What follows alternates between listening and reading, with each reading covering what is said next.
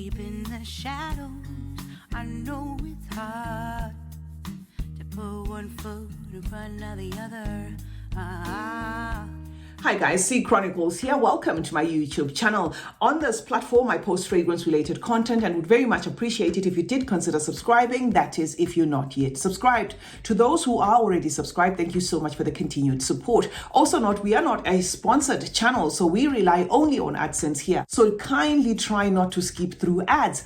Alternatively, you can utilize the PayPal donate link, which I created and is on top of my YouTube page just below my photograph. Now, welcome to Rosey scents. If you follow my channel, you will notice that I tried by all means to avoid doing a top 10 rose fragrances, that sort of thing, because rose in itself is a note that is incorporated in a lot of fragrances and can interpret differently. So it depends on to what extent one would be wanting their fragrance to be rosy. So that makes it a little bit tricky. However, the note of rose in itself, you know, granted, is a floral. It can be green, it can be powdery, it can be intense, it can be lemony, depending on how it is mixed. So I have a host of fragrances here in front of me that incorporate the note of rose. But as an example of what I'm talking about, why I was not doing a rose note fragrance is fragrances like this, for example. This incorporates the rose note, but the fragrance itself is built on woods, oud, smoke, amber, spices, that sort of thing. Okay, so it becomes one of those fragrances that good luck on smelling the rose, because yes, it does incorporate the rose, but I wouldn't put it under rosy scents, if you will, because if you went and you bought oud mood, you would come back to me here and say, see, where's the rose? Anyway, let's go straight into number 2, which is going to be this one. Okay, Velvet Rouge, drawing its inspiration from Rouge Velours by YSL, and this is a Fragrance World fragrance. Now, this does have, to my nose, a photorealistic rose. All the rose in here is working with white florals. It does manage to emerge as a green rose that is quite intense there where you can smell it. This dries down powdery, making it mature, and to an extent making it one of those fragrances that I'm going to say incorporate a dated rose, if you will. So this is certainly one that's going to satisfy anybody who loves rosy scents, because yes, the rose amidst all the notes is able to speak, and it's able to speak in its intensity in this one. This one, guys, is a Velvet Rouge from the house of Fragrance World.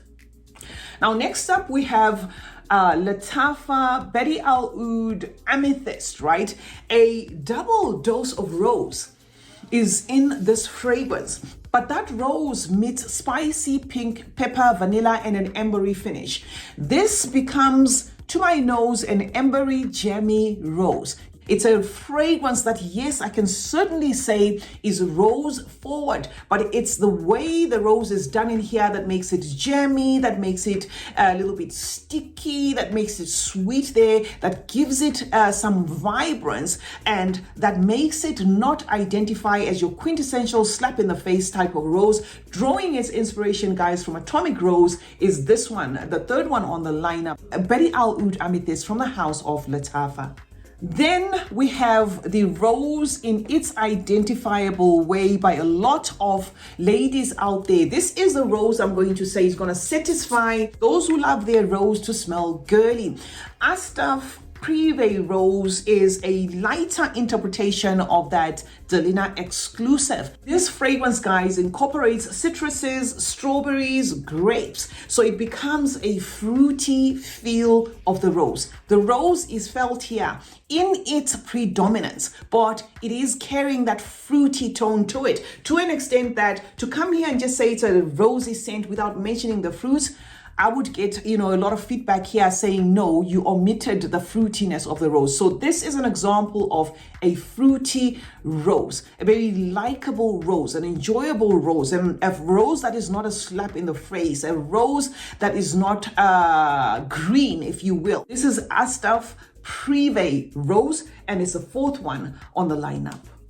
While I'm at it, because I was talking about that one, drawing its inspiration from Shelina Exclusive, I might as well just get this one out of the way. Okay, so this is from Amaf and it's Club de Nuit Imperial. And you might wonder why I have it, more so that it also draws inspiration from that Shelina Exclusive. Now, this fragrance, guys, is that rose but intensified, but not crossing over to green. So this is certainly a rosy scent. This one makes it more about the incensey, powdery tone, of that rose. So if you like your rose musky, if you like your rose, of course, with that fruitiness, but the fruitiness in here is not juvenile. It does have a little bit of an incensey tone there. It does also have a musky tone to it. This is the style of rose that you're going to get, but it's certainly more intense, okay, than this one. Whereas this one is an effervescent, fruity, juicy rose. Here, this one, I wouldn't say is effervescent. This one is definitely on the musky, powdery grown side. So it is here as a recommendation, guys. Number 5 is going to be Club de Nuit Imperial. Next up, guys, is Club de Nuit Intense Women, right? A fragrance that I'm going to say has got a double dose of rose.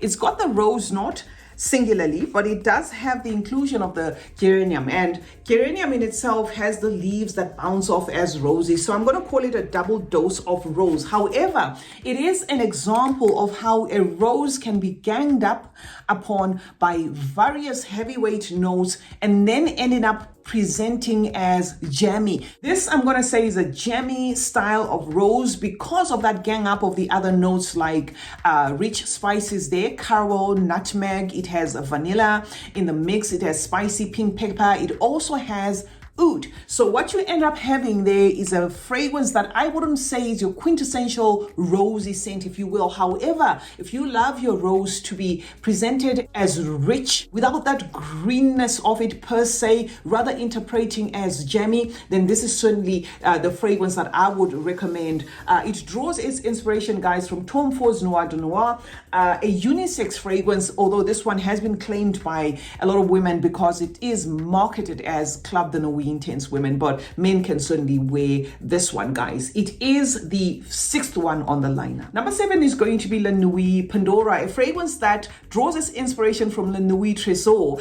and does incorporate that rose note, but that rose is ganged up upon by caramel, praline, coumarin, licorice, vanilla, incense, that sort of thing. So it ultimately becomes a smoky gothic style of rose. All right, I can see how some people can say this is a jammy rose, but there is a darkness to this rose because of that incensey tone. So I actually categorize this as a gothic style, a dusty rose, if you will. It's La Nuit Pandora from the House of Paris Corner.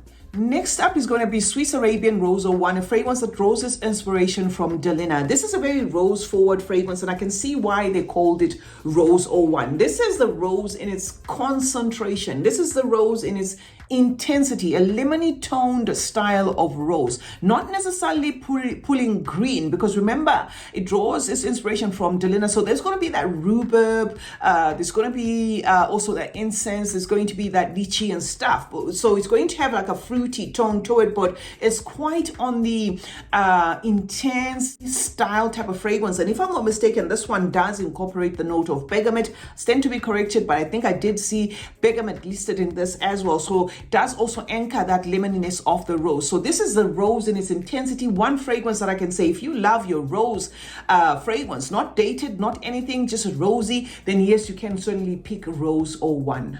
Next up is F.A. Paris Rose de Privé, a fragrance that draws its inspiration from Rose de Rabi, from that Armani Privé line. Now this, simply put, is your rose and oud combo. So it's going to have a smoky tone to it, and that rose and oud becomes the quintessential jammy rose. All right, so that is what you're going to get in here: a dark rose, a sticky rose, a jammy feel of a rose. And speaking of which, I think I forgot, I'm not going to take it out. I'm just going to mention it as an honorable mention. I think I forgot that Bayan. Okay, Bayan also vibes the same way as this. It's not the same thing, but it's an incensey, jammy, smoky style of rose. So yes, I'm going to put Bayan on the side for those who want, you know, that tone of a rose. That is what you get, guys, in Rose de Privé as well as in that Bayan, but of course they're not the same fragrances. I do have Bayan. I actually featured it in another video, but I forgot to add it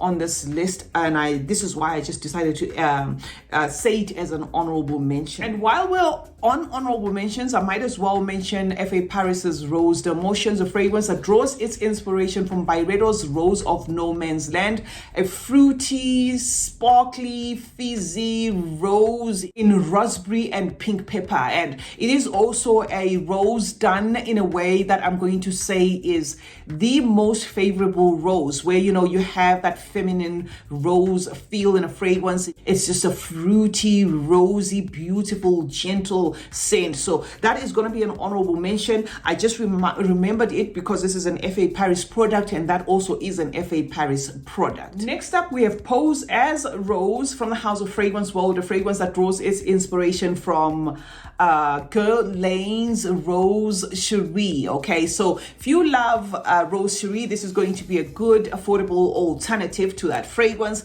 However, this, yes, is a rose scent, but it does incorporate the violet, so do expect the rose to interpret as very powdery there, because I'm not sure what actually dominates the most in this fragrance, whether it is that violet, heliotrope, or the actual rose, but it then ultimately becomes a powdery, green, floral, if you will, quite prominent in its greenness. So you have to like very floral fragrances here with a green undertone to them and a powdery touch to them, a little bit grown to my nose, and that is how I think a lot of people are going to find it, very grown there because of that powdery muskiness, but I couldn't take away the fact that it does have a rose incorporated in it. Next up is Bayan Al Asra from the House of Paris Corner. This is simply put a fresh, effervescent, fruity style of rose with a nutty nuance and some sandalwood there. It also has the pear that adds like an aquatic weight to it, making it a fresh wrap up of everything. So the rose in here is going to come across as fresh in as much as it does have the sandalwood there and the vanilla. It's going to be a clean, crisp, mood lifting style of fragrance. A rose in the way I prefer it. Okay, a rose that kind of feels like this style of rose. Okay, as I said, I'm going to be showing you what rose is what. Okay, so this is the rose that I feel a lot of ladies will prefer out there. It's not a slap in your face style of rose. It's just a beautifully done fruity style of rose. So Bayan Al Asra, guys, is the 12th one on this lineup. Next up is Lattafa's Mora Silky Rose, and look at what is happening to my Mora Silky Rose. This needs a replacement. This is finished. This is one of those candy style of rose scent. So this is going to present your rose, but in a candy wrap up, in a sweet, even juvenile to an extent feel. This is an easy reach type of fragrance that gives you that rose that dries down, musky and powdery, very nice, almost skin scent like, almost just complementing what your skin feels like. So it's a very nicely done rose there that is not pushy. Mora Silky Rose, guys, is the 13th on the lineup. Next up is Shelina Exclusive. Okay, another Shelina Exclusive smell alike. This one takes that rose and makes it very powdery, very musky. Okay, so it's going to be predominant in the rose in as much as it does have other notes. The rose is going to speak the most here, but it's going to be carrying a very slap in your face kind of musky, powdery tone there, incensey to an extent. But I feel that because it's not green, it is also an enjoyable rose for a lot of ladies out there. So it is another rose that is quite doable to my nose. It's not a green one. I just have a problem when the rose becomes, you know, green and even too lemony, that sort of thing. This is not that style of rose. It's a rose that also incorporates, you know, that fruity note where both give each other a turn, but do expect a musky, powdery dry down in Shelina Exclusive. And then we have these two guys, Aban and Pik-y Rose. Okay, so Pik-y Rose is going to be the obvious one that will tell you that this is inspired by Rose Prick by Tom Ford. So if you love your rosy scent with turmeric, with the spices, and a mature style of rose, because it does turn powdery, but powdery without it being off-putting, then certainly this one is a rose scent to check out. Now, every time I talk about a bun and telling you guys that this one smells a lot like Tom Ford, I often have people coming to me here and saying, no, it doesn't, because Fragrantica doesn't list the rose. Guys, this and this smell identical. And I do have the actual Rose Prick, in its original form. So there's no way I would tell you that this one smells like Rose Prick when it doesn't. This does smell a lot like Rose Prick. It's just that when it comes to the fragrance companies, guys, remember, some of them do intentionally hide notes, for personal reasons, and we know why. I mean, sometimes, it's not every time that fragrance houses would like to put it just there in your face. This one, I'm gonna say, does incorporate rose, because whatever it is, if it's not Rose Prick, then there's something absolutely wrong with my nose. So I just had to give you these two options,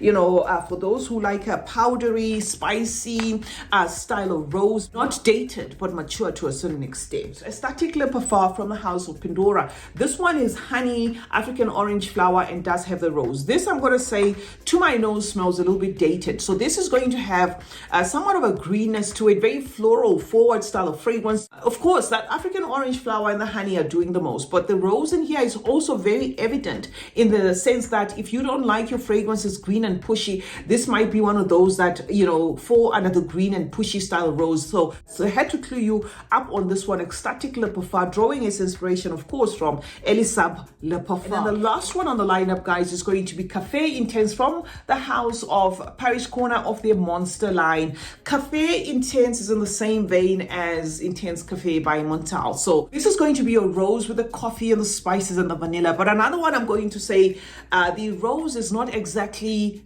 screaming as I'm a rose scent, I'm a rose scent. What you get mostly from here is the coffee, with the underlying very faint floralness there. So it's another example I'm going to give as maybe close to what I gave, with this one, that good luck at smelling the rose. I mean, if you're going to buy this one expecting it to be an outright floral, you might find yourself looking for that floral, but rather getting more of a vanilla and that coffee. So it is Cafe Intense, and that's the last one on this lineup.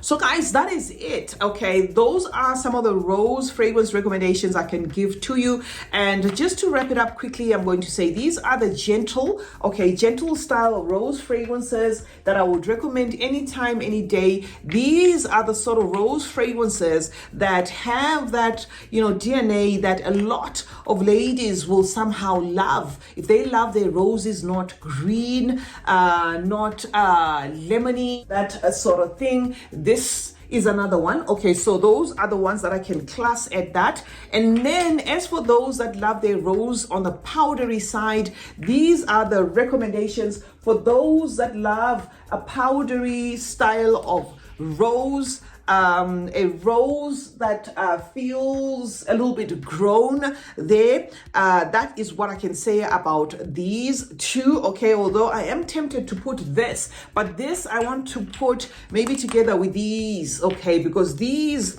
are the sort of rose scent that give me that mature, grown, in your face, kind of photorealistic green, even lemony style of rose, with of course that powdery nuance. That's why I was saying I'm tempted to put these ones under the powdery ones, but these are the grown style of rose scents that you may want to test first before you purchase. And then we get into the jammy style of roses. Okay, jammy style of rose, even slash gothic, all right, to an extent, slash gothic, jammy and rich style of rose, because there are roses that are ganged up upon by some ember, some woods there, and some oud, even to an extent, making them come across as a little bit sticky there, but also enjoyable nonetheless. And then, of course, we have these last two, but I'm going to excuse this one a little bit because this one is not that bad if I'm to compare it with this one, but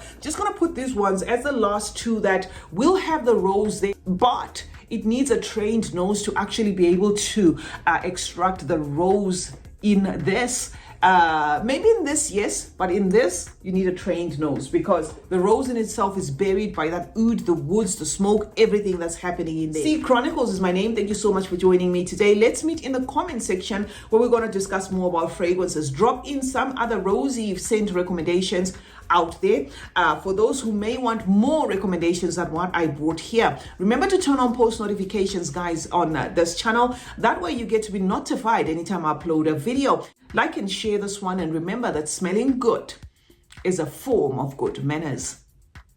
Cheers.